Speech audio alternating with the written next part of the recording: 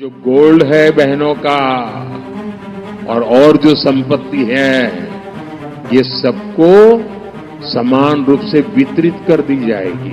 उसका मंगलसूत्र वो एक सोने का कीमत का मुद्दा नहीं है, उसके जीवन के सपनों से जुड़ा हुआ है। तुम उसे छीनने की बात कर रहे हो अपने मैनिफेस्टो में।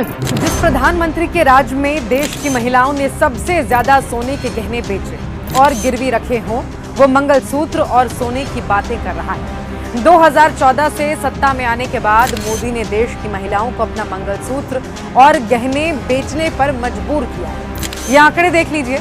पिछले 5 सालों में महिलाओं को अपना सोना बेचने या गिरवी रखकर लोन लेने के लिए मजबूर होना पड़ा है। पिछले 5 वर्षों में बकाया गोल्ड लोन 300% बढ़ गया है। फरवरी 2024 में गोल्ड लोन भारत के इतिहास में पहली बार 1 लाख करोड़ रुपए के आंकड़े को पार कर गया। ये शर्मनाक आंकड़ा है।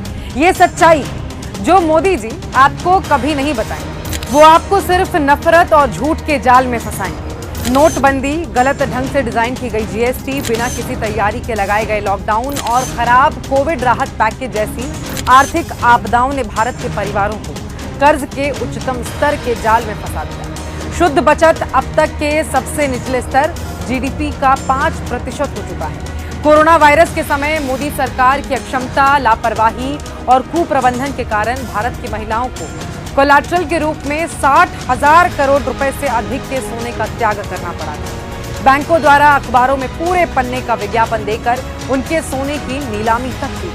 अब आप खुद सोचिए, आपको मंगलसूत्र और सोना किसकी वजह से गिरवी रखना पड़ा या बेचना पड़ा। अपनी हार देख मोदी बौखला गए। वोटों की खातिर इन्हें सिर्फ झूठ बोलना है और नफरत फैलानी। मोदी जी ने प्रधानमंत्री पद की गरिमा पूरे दुनिया में तार तार की है। वो भूल जाते हैं कि वो भारत के प्रधानमंत्री हैं, ना कि बीजेपी के प्रचार मंत्री। बड़ी से बड़ी खबर,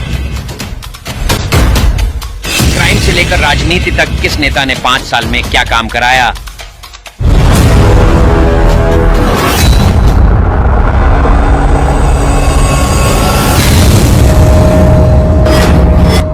मिलेगी सबसे पहले हर खबर चेंजिंग फ्यूचर न्यूज पर, जो बदलेगा आपका